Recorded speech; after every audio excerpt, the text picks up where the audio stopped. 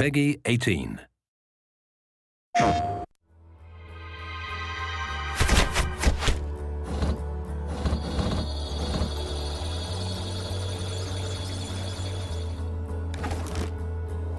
We wanted to have a big world for Watch Dogs, and it is. I mean, you can drive a very fast vehicle and cross the city, and we wanted to keep all the details and all the density of the city as you crossed it, and at 200 miles an hour. But more importantly, we wanted to have a deep city. We wanted depth. We wanted a lot of density.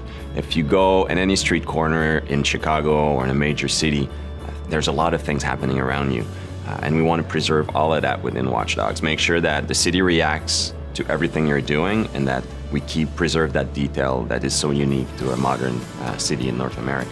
So at the heart, it's the same game's vision, right? We're starting from a vision, and then Disrupt is a very scalable technology, very scalable game engine. So what we're doing is we're preserving the game experience, but if you play Watch Dogs on the PlayStation 4, we want to make sure that we use all of the console's capability.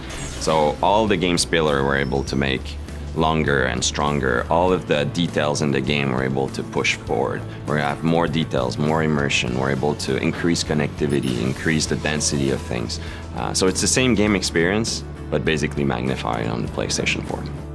It's not just the capacity of new machinery, it's also the capacity of players to create, to interact, to socialize. So when we started to talk about Watch Dogs to Sony, they got it immediately.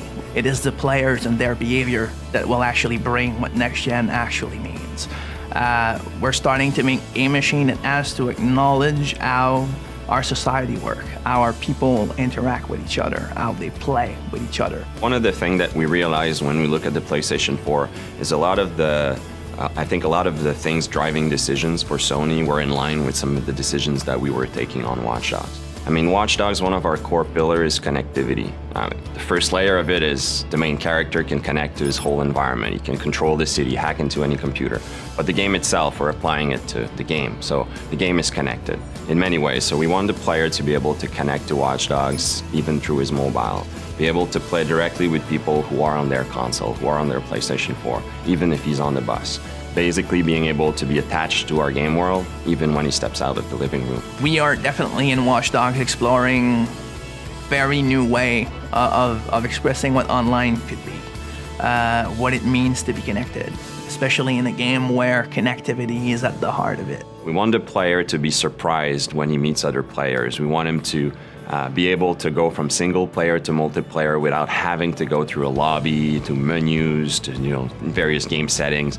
We want things to be natural. We want him to go to breach the wall between single player and multiplayer, if you want. I like to say that the best moments in Watch Dogs, the player is going to create them, and those are the moments we want him to go. When he goes to the office or at school the day afterwards, we want him to talk about it with his friends, right? Well, now if we're able to share a clip of that, it's even more concrete. It's your clip. You created that wow moment, and you can share a video of it. I feel like games are there to enable people to create, to think, to wonder.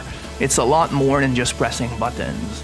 Like, people need to never forget that when the player plays a game, his brain is extremely active, and he should be creating and filling the gaps as he plays. And I think that new machines like the PS4, their job is always to recognize that and give more power for a reason, like just provide more possibilities so that we can constantly grow that form of entertainment and make it better.